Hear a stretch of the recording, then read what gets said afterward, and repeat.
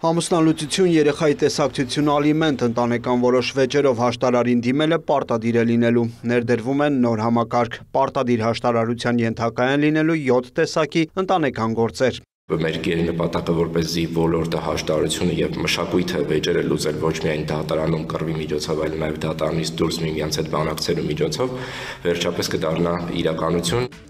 Արդեն գործում է հաշտարարների ռեեստր եւ էլեկտրոնային համակարգ։ Հաշտարարների ցանկին եւ դիմելու ընթացակարգին հնարավոր է ծանոթանալ immediation.am կայքեջի միջոցով։ Հաշտարարների ռեեստր հարթակում կարող եք տեսնել բոլոր հաշտարարներին, ընդ որում տեղադրված են նաև նրանց ինքնակենսագրականները, կոնտակտային տվյալներ եւ այլն, որպեսզի հնարավոր լինի ըստ նախասիրության կամ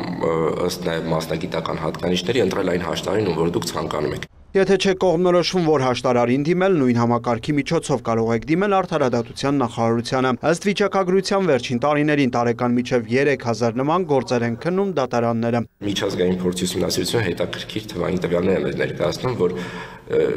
50% եւ ավելի դեպքերում հենց ընտանեկան վեճերով հնարավոր է լինում հասնել լուծման, որովհետեւ թեև սրանք ամենաթեժ վեճերն են լինում սովորաբար, բայց միևնույն ժամանակ առանձնահատկությունը նրանում է, որ այստեղ ուղղակի երբ որ կողմերը նստում միմյանց հետ արդեն խոսում են, միմյանց խնդիրները բացահայտվում է, նաև լուծման եզրներն են գտնում։ Փոփոխությունների հիմնական նպատակն է զարգացնել հաշտարարության ինստիտուտը, ինչպես նաև թեթևացնել դատարանների ծանրաբեռնվածությունը։ Հաշտության չգալու դեպքում հաշտարարից գործը կարող է տեղափոխվել դատարան։ Հաշտարարին դիմել հնարավոր չի լինի, օրինակ ծնողական իրավունքից զրկելու կամ երեխայի որդեգրման գործերով։ Ռեֆորմները եւ բարեփոխումները ուղղված չեն միայն պարտադիր հաշտարարության իրականացմանը, այլ ընդհանուր առմամբ հաշտարարության ինստիտուտի ներդրմանն են ուղղված Հայաստանում, որը մեր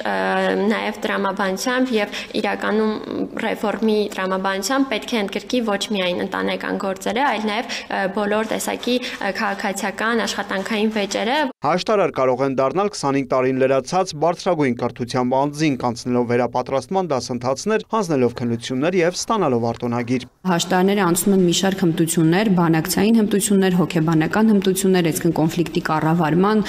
կողմերին բանակցային դաշտ բերելու հմտություններ, այսինքն այստեղ ավելի շատ շեշտադրում է այդ բանակցային արվեստն է եւ ոչ թե իրավական մեխանիզմներն է։ Իդեպ այս պահին Հայաստանում արդեն գործում են 124 արտոնագրված հաշտարարներ։ Պարտադիր հաշտարարությամբ հաշտարարները պետք է նաև ցանկություն հայտնեն զբաղվելու։ Այս դեպքում 124-ից մոտ կեսը ըստ մեր հարցումների ցանկություն ունի զբաղվել պարտադիր հաշտարարությամբ, այսինքն այդ ամուսնաընտանեկան գործերով։ Ինչ վերաբերում է մարզերին, ապա վերջին 2 վերապատրաստումները Արդարադատության նախարարությունը այն ձևաչափով էր իրականացնել, որպեսզի մարզային ներգրավվածություն լինի եւ այս պահի դրությամբ կարող եմ ասել գրեթե բոլոր մարզերում մենք ունենք հաշտարարներ։ Թեև հաշտարարին դիմելը վճարովի ծառայություն է, սակայն ավելի քիչ ծախսատար, քան դատարան դիմելը, նշում են մասնագետները։ Կառավարության կողմից կոնկրետ պարտադիր հաշտարարության դեպքում հաստատված հակագին կա, որը որ այս պահի դրությամբ նվազագույն 10,000 դրամի չափով է, եւ եթե երկարատևում հաշտարարություն արդեն ժամավճարով շարունակվում է։ Բայց բոլոր դեպքերում ես կարծում եմ միջին գները նաև դատական գործերի սկսելու համար փաստաբանական հաշվառումով սա էականորեն ցածր ծախս է։ Նախատեսվում է, որ պարտադիր հաշտարարության համակարգը կգործի հուլիսի 1-ից։ Բրիր Մկրտչյան, լուրեր։